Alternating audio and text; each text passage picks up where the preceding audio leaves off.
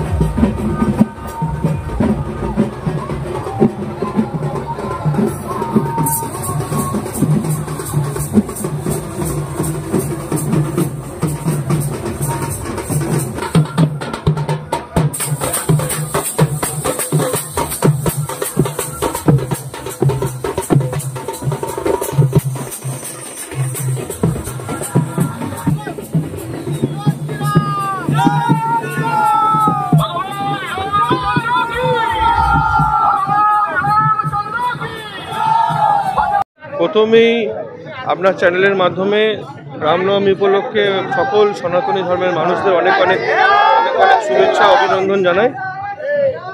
আজকে সকাল থেকে আমরা বিভিন্ন কার্যক্রমে আছি রামনবমী। তো এখন পুরশুরা বিধানসভার সোদপুর চিনিকলের মাঠ থেকে আমাদের সুবিশাল বর্ণাঢ্য শোভাযাত্রা শুরু হয়েছে। এই শোভাযাত্রায় আমি অংশগ্রহণ করেছি। এই শোভাযাত্রা আমাদের পশ্চিমপাড়া পর্যন্ত যাবে। তো সকল সনাতনী ধর্ম মানুষের কাছে এই উৎসবটা হচ্ছে আবেগ।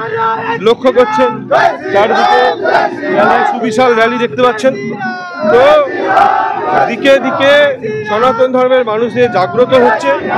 আজকে আপনি লক্ষ্য করবেন পশ্চিমবঙ্গে গতকাল থেকে শুরু করে আজ আগামীকাল পরশু পর্যন্ত এই রামনবমী উৎসবে সবাই মেতে থাকবে।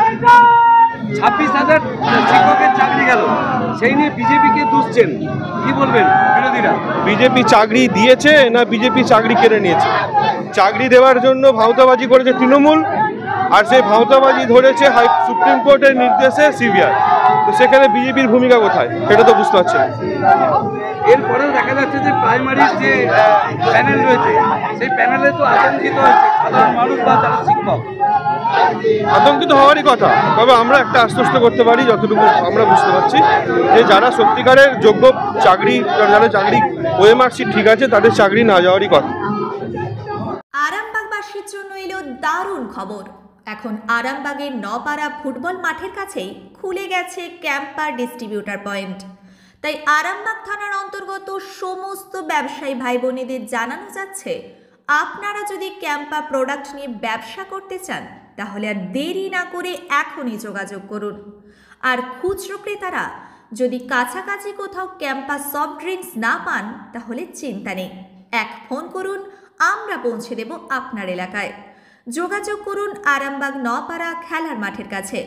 মোবাইল নম্বর 8143411573 এবং 8768338084।